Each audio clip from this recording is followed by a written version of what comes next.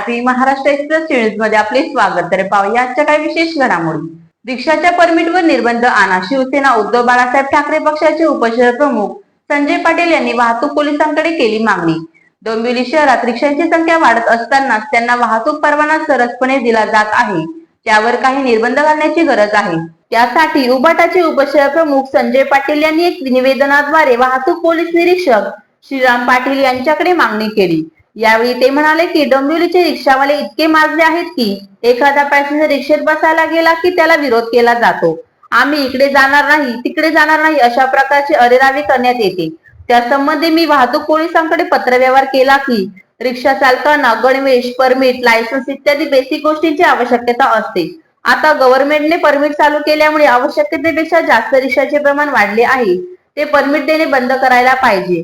दुसरी गोष्ट म्हणजे डोंबिवलीमध्ये रिक्षा मीटरचे बंद केल्यासारखे वाटत आहे. शहर रिक्षा चालू करण्यात आली आहे हे सांगत असताना रिक्षावाल्यांचा उन्माद कशा प्रकारे वाढला आहे तेही त्यांनी सांगितले. ते म्हणाले की डोंबिवली पूर्वेला दावडी येथे जाण्यासाठी एक महिला पॅसेंजर सोबत रिक्षावाल्याचा वाद झाला असता त्या रिक्षावाल्याने त्या महिलेला अक्षरशः रिक्षेतून खाली ढकलली. या घटनेची बातमी 4-5 दिवसापूर्वी वर्तमानपत्रात सुद्धा आली होती. म्हणून पोलिसांना पत्रव्यवहार करून जाब विचारला की पोलीस करतात तरी काय? रिक्षावाल्यावर पोलिसांची जरब राहिली नाही का? रिक्षावाल्या स्टँड मध्ये गाडी न लावता बाहेरच्या बाहेर पॅसेंजर बसवतात. स्टँडचा उपयोग करतच नाही. रिक्षा चालकांना कोणत्याच प्रकारची शिस्त राहिली नाही. अशा प्रकारे रिक्षावाल्यांना शिस्त लावण्यासाठी त्यांच्यावर कारवाईचा बडगा उचलला पाहिजे. तसेच रिक्षांच्या संख्येवर नियंत्रण आणण्यासाठी परमिटवर निर्बंध आणले द्यावे. याकरिता पोलिसांना निवेदन देण्यात आले असे त्यांनी सांगितले. हा वेगळा विषय नाही, हा लोकांचा विषय आहे. गेले किती दिवस डोंबिवलीच्या पश्चिमेला रिक्षावाले जे आहेत एवढे माजलेले आहेत ना, एखादा पॅसेंजर तर बसायला गेला तर बसून देत नाही. आम्ही इथे जाणार नाही, तिथे जाणार नाही, तिची नुसती अरेरावी चालू झालेली आहे. त्यासाठी मी पत्रव्यवहार केला की रिक्षावाल्याला बेसिक गोष्टी आहेत. त्यांचा गणवेश पाहिजे आपल्याला, जर परमिट पाहिजे आपल्याला, लायसन्स पाहिजे आपल्याला.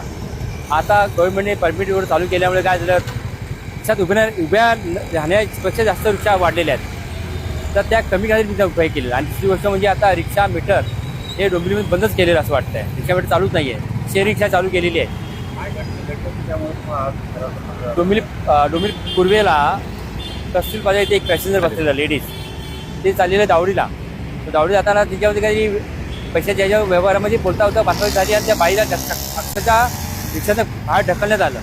आणि ही घटना गेली 4-5 दिवस घडली आणि ती पेपरात पण आलेली आहे. तर त्या रिगाडीमध्ये मी पोलीस यंत्रणा आपल्या पहिले रामनगरला श्री राम पाटील साहेब त्यांना भेटलो आणि त्यांना पत्रव्यवहार केला की तुम्ही यंत्रणा करता, तुम्ही गाडीवर करता तरी काय, तुम्ही तुमचा त्या रिक्षावाल्याची जरब राहिलेलाच नाही आहे तुमचा. कोण रिक्षावाले काय लाईनी धंदा करतच नाही. त्या रिक्षाला बसतात, त्या रिक्षा पॅसेंजर घेतात, स्टँडचा उपयोग होतच नाही. दुसरी गोष्ट रिक्षा स्टँड की आपल्या डोंबिवली. तर या होत्या शहरातील महत्त्वाच्या ठळक घडामोडी. अशाच काही नवनवीन घडामोडी पाहण्यासाठी आमच्या चॅनेलला लाईक करा, शेअर करा, सबस्क्राईब करा आणि बेल आयकॉन दाबायला विसरू नका. धन्यवाद.